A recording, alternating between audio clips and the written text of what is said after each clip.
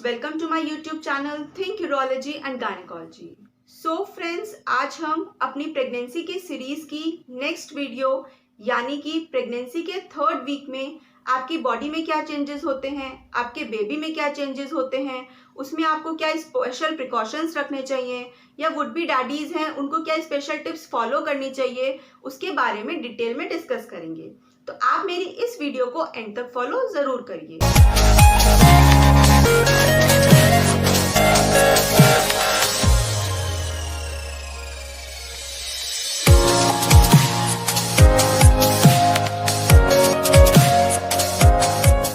तो फ्रेंड्स, चलिए स्टार्ट करते हैं। जो प्रेगनेंसी का सेकेंड वीक का एंड होता है या फिर थर्ड वीक की जो स्टार्टिंग होती है उसमें ओव्यूलेशन हो जाता है, यानी कि अंडा जो है अंडेदानी से निकल जाता है। उस टाइम को आपको हल्का सा पेट में दर्द हो सकता है, थोड़ी बहुत स्पॉटिंग हो सकती है या फिर थिक सा वाइट डिस्चार्ज जा सकता है, लेकिन ये सब नॉर्मल है। ओव्यूलेशन के बाद अंडा जो है वो ट्यूब्स में चला जाता है।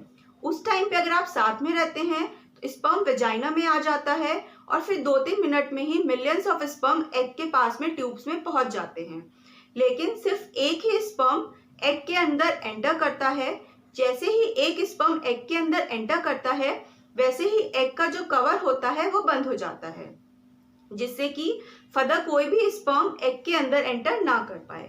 फिर एग और स्पर्म मिलके फर्टिलाइजेशन होता है, जिससे कि जाइगोट बनता है जो फर्दर बेबी में डेवलप होता है। एग में 23 क्रोमोसोम्स होते हैं, साथ में 6 क्रोमोसोम होता है एक्स। जो स्पर्म होता है उसमें भी 23 क्रोमोसोम्स होते हैं, उसमें या तो एक्स होता है या फिर वाई होता है। अगर स्पर्म का एक्स वाला पार्ट एग के साथ फर्टिलाइज होता है तो फीमेल बनती है, अगर स्पर्म का वाई वाला पार्ट एग के साथ फर्टिलाइज होता है तो फिर मेल बनता है। यानी कि प्रेगनेंसी के थर्ड वीक में ही ये डिसाइड हो जाता है कि बेबी मेल रहेगा या फीमेल रहेगी, या फिर बेबी के क्या फीचर्स रहेंगे, कैसे उसके बाल रहेंगे, कैसे उसकी आईज का कलर रहेगा या बेबी कैसा रहेगा। ये सब प्रेगनेंसी के थर्ड वीक में ही डिसाइड हो जाता है। तो चलिए अब बात करते हैं बेबी में क्या क्या चेंजेस होंगे थर्ड वीक में। जब जाइगोट बनता है फर्टिलाइजेशन के बाद तो जाइगोट डिवाइड होना शुरू करता है। फर्टिलाइजेशन के लगभग 5 दिन तक जो जाइगोट होता है वो ट्यूब्स में ही रहता है। पहले वो 2 सेल स्टेज में पहुंचेगा, फिर 4 सेल स्टेज में पहुंचेगा, फिर 8 सेल में पहुंचेगा, फिर 16, फिर 32, फिर 64, ऐसे जाइगोट डिवाइड होता रहता है और फाइनली ब्लास्टोसिस्ट बनता है। ब्लास्टोसिस्ट की फॉर्म में जो जाइगोट होता है वो बच्चेदानी में आ जाता है और फिर जो बच्चेदानी की लेयर होती है यानी कि एंडोमेट्रियम, जो कि हमने पहले अपनी वीडियो में डिस्कस किया था कि शुरू के 2 हफ्तों में वो डेवलप हो जाती है, जिससे कि जाइगोट अच्छे से इम्प्लांट हो सके। तो ब्लास्टोसिस्ट जाके 6-7 डे पे फर्टिलाइजेशन के एंडोमेट्रियम में चिपक जाता है, जिसको कि हम इम्प्लांटेशन बोलते हैं। फिर इम्प्लांटेशन के बाद क्या होगा कि जो ब्लास्टोसिस्ट होगा उसकी जो आउटर लेयर होती है उससे प्लेसेंटा डेवलप हो जाता है, जिससे कि बेबी को न्यूट्रिशन मिलता है। और जो अंदर का मांस होता है जिसे कि इनर सेल मास बोलते हैं, उससे बेबी के ऑर्गन्स बनते हैं, जैसे कि ब्रेन, हार्ट या फिर मसल्स। उसके इनर सेल मास के पास में कुछ फ्लूइड होता है जिसको कि एमनियोटिक फ्लूइड बोलते हैं, जिससे कि बेबी को न्यूट्रिशन मिलता है और वो बेबी को प्रोटेक्ट करता है 9 मंथ्स तक। तो ऐसे ब्लास्टोसिस धीरे धीरे करके डेवलप होने लगता है। सो फ्रेंड्स, आपको आपके थर्ड वीक में क्या प्रिकॉशंस लेने हैं अब इसके बारे में डिस्कस कर लेते हैं। देखिए, वैसे तो क्या है कि ब्लास्टोसिस जाके आपकी बच्चेदानी से चिपक गया है तो ऐसे नहीं है कि आपको स्ट्रिक्ट बेड रेस्ट करना है। आप अपनी नॉर्मल एक्टिविटीज सारी कर सकते हैं जैसे पहले करते थे।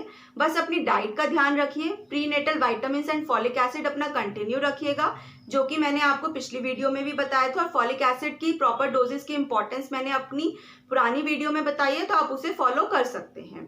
साथ ही साथ में आपको कैफीन नहीं लेना है, स्मोकिंग एंड अल्कोहल का अब्यूज एकदम बंद कर देना है। इस पीरियड में आपको किस बात का खास ख्याल रखना है, आपको एकदम स्ट्रेस नहीं लेना है, आपको एकदम टेंशन फ्री रहना है, क्योंकि स्ट्रेस की वजह से हमारी बॉडी में एड्रेनल नाम का एक हार्मोन यानी कि एड्रेनलिन एक हार्मोन रिलीज होता है, जिसकी वजह से बच्चेदानी में कॉन्ट्रैक्शंस शुरू हो जाते हैं और इम्प्लांटेशन कई बार फेल हो जाता है। इसीलिए आपको एकदम ब्रीदिंग एक्सरसाइजेस करते रहना है जिससे कि आपको स्ट्रेस ना हो। इस बात का आपको खास तौर से ख्याल रखना है। अब कुछ टिप्स डैडीज के लिए। देखिए, प्रेगनेंसी जो है वो वुमेन की लाइफ का बहुत ही इंपॉर्टेंट पीरियड होता है, इसीलिए उस पीरियड में वुमेन को इमोशनल सपोर्ट की बहुत ज़रूरत होती है। तो आप खुद भी टेंशन फ्री रहिए, जिससे कि आपकी वाइफ भी टेंशन फ्री रहे और हैप्पी रहे और आपका बेबी भी अच्छा हेल्दी डेवलप हो। साथ ही साथ में आपको इस चीज़ का भी ध्यान रखना है कि अगर इन केस कोई मिसहैप हो जाता है, मान लीजिए सक्सेसफुल इम्प्लांटेशन नहीं हो पाता है, प्रेगनेंसी सक्सेसफुल नहीं रहती है, तो भी आपको एक दूसरे को इमोशनली सपोर्ट करना है। इस चीज़ का आपको खास तौर से ध्यान रखना है। अब हम अपनी नेक्स्ट वीडियो में प्रेगनेंसी के 4th वीक में क्या चेंजेस होते हैं उसके बारे में डिस्कस करेंगे, तो आप मेरी उस वीडियो को भी ज़रूर देखिएगा। अगर आपको मेरी वीडियो अच्छी लगी हो तो मेरे channel think urology and gynaecology को लाइक, शेयर एंड सब्सक्राइब करना ना भूलें। बाकी अपडेट्स के लिए बेल आइकन को प्रेस ज़रूर कर दें। अगर किसी को कोई भी डाउट हो तो आप हमें ईमेल कर सकते हैं या फिर कमेंट करके पूछ सकते हैं। Thank you, bye bye.